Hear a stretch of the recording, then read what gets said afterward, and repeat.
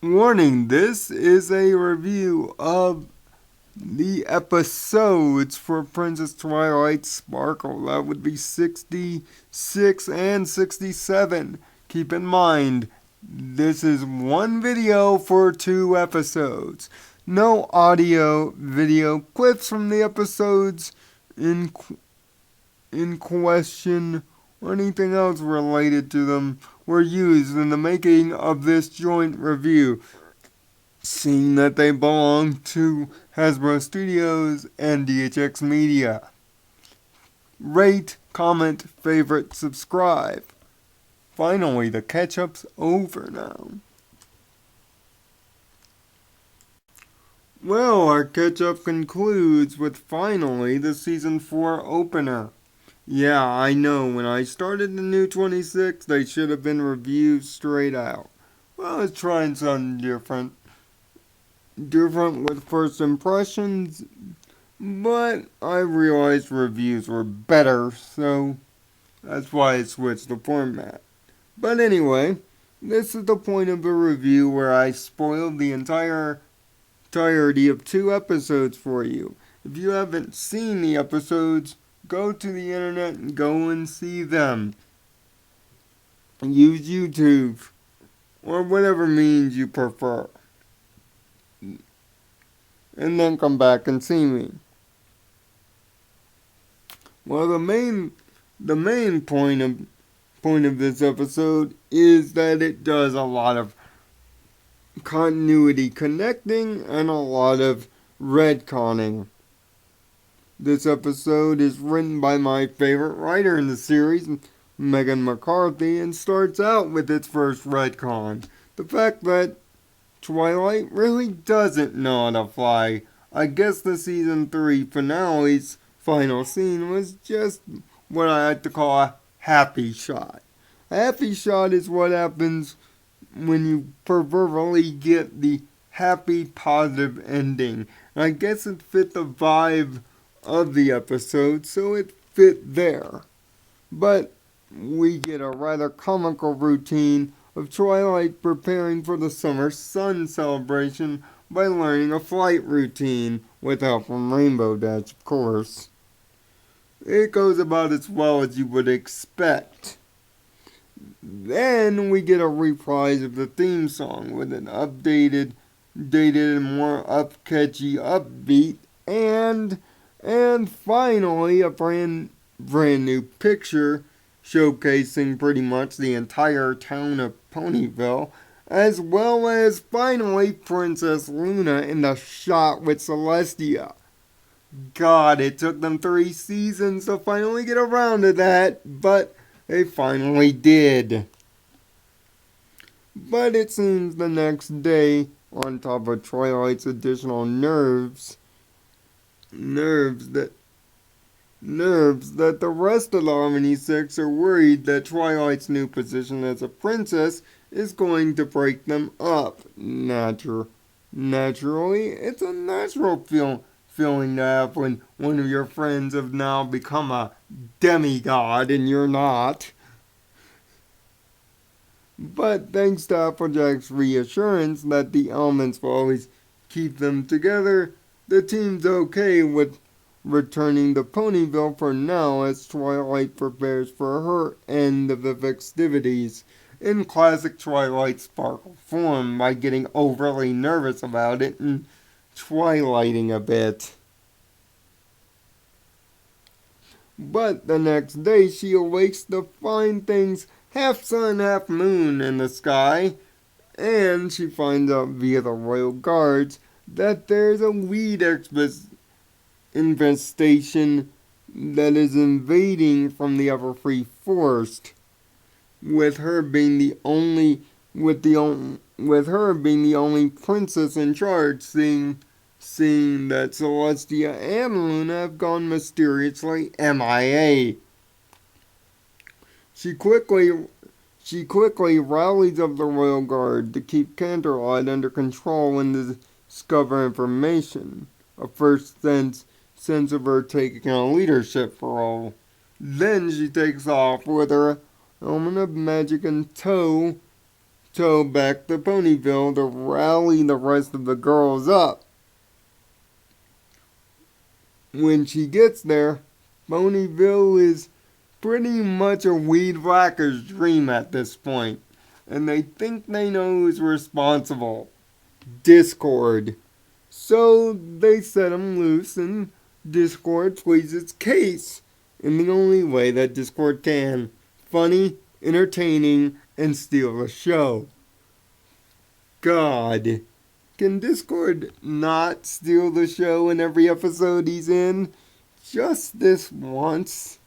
Plus, we get a continuity nod to Winter Wrap Up by a song reprise, Keep Calm and Flutter On, by the growing friendship between Discord and Fluttershy. And we get some classic Discord gags. But it isn't until Sakura re-enters the picture with a magic potion that can only be activated via alicorn magic that the episode really starts to pick up steam. It is in this notion that one sip makes Twilight go Avatar state. No, really. She's got the white eyes and everything. You might as well put the Avatar background music behind it every time you see it in this episode. It would make it poignant. But when she's whisked away in her own head, what we quickly discover is we've been flashed back to the night in which Luna was sealed in the moon when she transformed into Nightmare Moon via an eclipse, which, by the way, this is DHX Animation really stepping up their game. The transformation scene is quite frankly awe-inspiring and breathtaking. And the battle that precedes is just about awesome. And we see the recounting of all the events explained in the pilot, but unfortunately no information to the cause of the problem. When Twilight goes Avatar again, though, she's sent back to the fall of Discord via Celestia and Luna using the elements. A simple thing of Discord joking around and eating seeds the first time you see it may not have any pretense, but it most certainly does come the end of it. When that doesn't work out, at the end we see a brand new artifact in a place referred to as the Tree of Harmony. Supposedly, the Tree of Harmony is where the elements of harmony come from. And that Luna and Celestia had to give up the 6 elements to power the tree to stop Discord. This is when Twilight discovers the solution she needs and heads off to find the tree right in the middle of vine territory in the Everfree Forest. She also meets up with a rather fearsome looking cockroach creature that nearly does her and the Harmony 6 in. It is in this notion that Applejack suggests that Twilight should return to Ponyville and allow the other 5 to find the tree on their own, with the pretense that because Twilight is a princess, it would be for the betterment of all Equestria if she stayed out of the fray. Something that Twilight, through majority rule, agrees to and returns to awaiting Discord. Which Discord, using his reverse psychology and some trolling with the now internet meme Twilight, manages to kick Twilight's confidence into gear. And as for the rest of the Harmony 6, they're lost in finding the tree, but eventually they do. thanks to Pinkie Pie's goofing around. But when Twilight tries to find the rest of the group, the vines quickly ambush her. And if it isn't for the group coming to a consensus that they need her to finish the job, Twilight would have been done for. But thankfully they rally up the group, and when things are at their worst, Twilight comes up with the only solution there is possible: to give up the magic of the elements of harmony. Back to the tree, which, after a short action scene, is accomplished.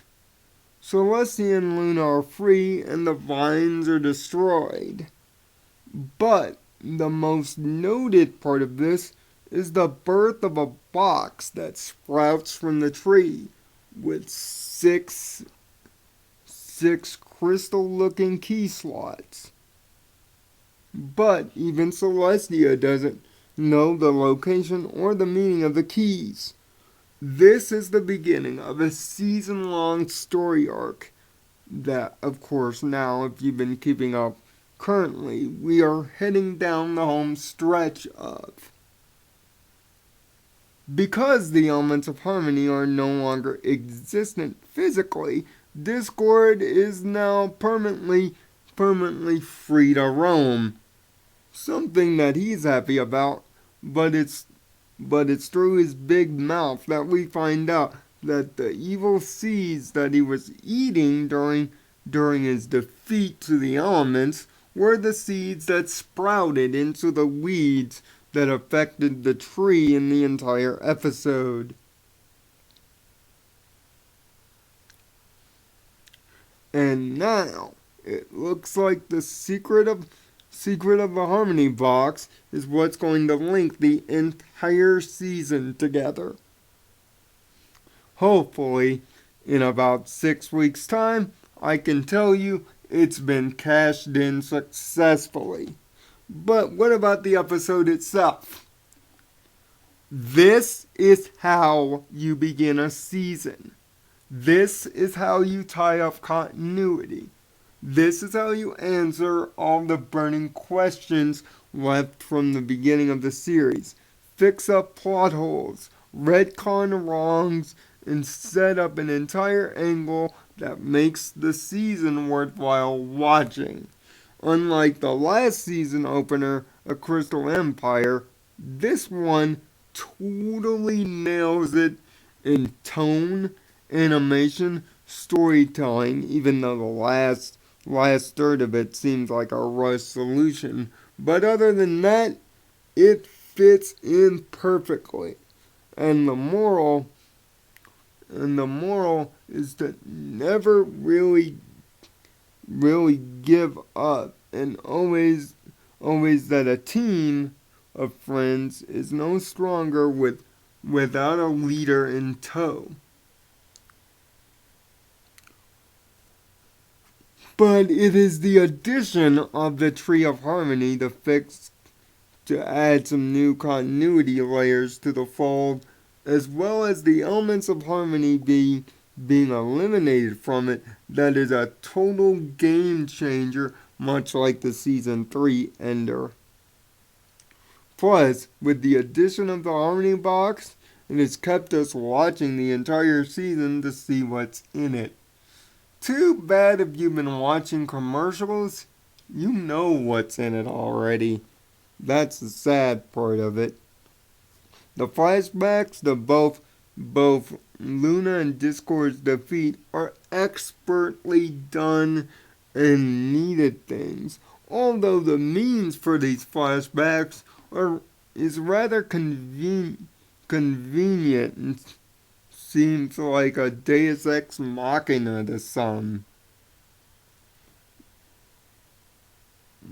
This episode takes a very dark tone with the way that the vines are taken over. There are spiked clouds all over the place, and the feeling of gloom and doom and danger that rots all over these two episodes, and the uncertainty of the future going forward leaves a dark shadow hanging overhead. The animation has been taken to a whole nother level. Brights are brighter, darks are darker, and the transformation scene between Luna the Nightmare Moon is awe-inspiring and terrifying. Even Celestia's near death, which I'm kind of mad that it wasn't an actual death, was absolutely glorious. But then again, if that would have happened, we would have had a Metal Gear Solid 3-like time paradox. Every character is in their absolute zone here. And yes, John Delancey once again steals the show with his lines as Discord. Everything started out perfectly, and this pretty much ranks right up there with Return of Harmony as now the second best opener in the entire series thus far, and one of the best written episodes of the entire series. Kudos to Megan McCarthy for an excellent job even now looking back on it. This episode perfectly sets the stage for the 25 episodes to come, even if some of those episodes thus far have been hit or miss. But I'm glad that I was finally able this week to get back around to this one. So, on a grade of 1 to 6, where does this rank? Well, what do you think it ranks? It's a 6. Go watch it now. Even if you don't know anything about Twilight's Alicorn Ascension, it sets the stage perfectly. But it's also a great episode for people to start out on, seeing that it gives you all the continuity points you need. References and retcons adorn for the veteran fans coming back. And the animation, execution, and pace is near perfect. Now, with a good opener, you can only hope that they take Goodfellas advice and ABC. Always be closing. And it is with that we are officially caught up. So tune in tomorrow morning, a few hours after the episode, to find out what I think of the latest episode, Leap of Faith. And if you have seen Princess Twilight Sparkle, do you think 2 big game-changing episode series back to back was too much?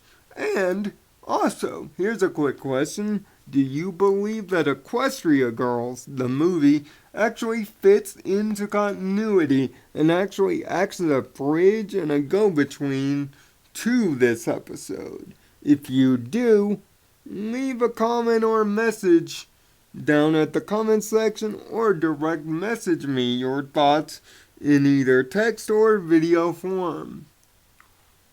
Plus also, check out the rest of the new 26 playlist at any time. I'll be leaving the playlist link in all the descriptions of every video starting today, so that if you need to catch up with what I've said, you can. Be aware, the episodes are out of order. So find the episode you need and check out my thoughts on it. Until tomorrow, my fellow equestrians, find peace in your own nirvana as we take a leap of faith. And thanks for watching.